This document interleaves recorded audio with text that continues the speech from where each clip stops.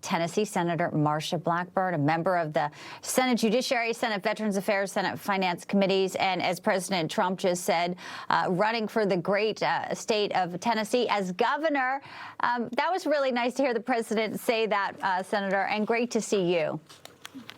And thank you so much, Bianca. You know, it was wonderful to get that statement of support, and I'm grateful to him. And the Trump Accounts event yesterday was outstanding.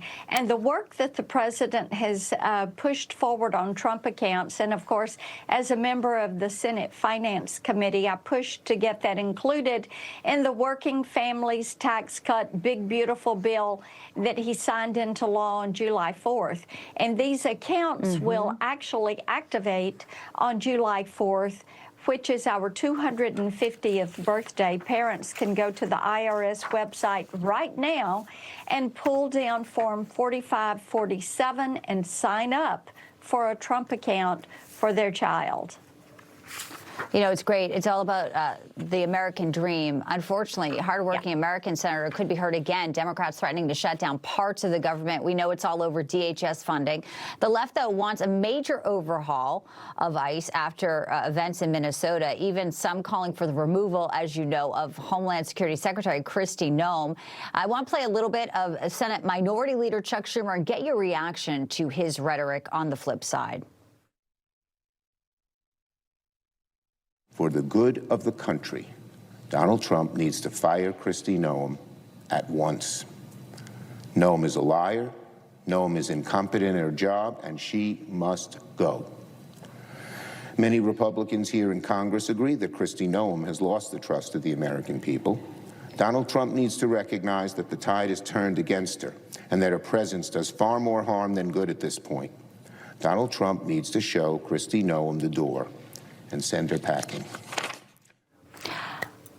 You know, these type of statements, Marsha, and, you know, I don't know, I'd just love to get your reaction. What would you say to Chuck Schumer, you know, if he was sitting right here? And also, you know, Kristi Noem in a very difficult situation, some say, in this position. It's a huge agency that she is in charge of. Yeah, sure. You know, first of all, to even think about defunding DHS, when we are in the middle of a storm that has impacted 200 million Americans, and FEMA funding comes out of DHS. Bianca, why would they even think about that? It also funds the Coast Guard. There's a storm this weekend that is coming up the eastern shore. They need to think about what they're doing there. TSA and our workers at the airport, they would not have any funding. Now, if they want to talk about ICE, that's a separate issue, and move that aside and then have a review of ICE. Maybe we need to start with doing away with sanctuary city policies. And maybe local law enforcement in some of these sanctuary cities should be cooperating with ICE.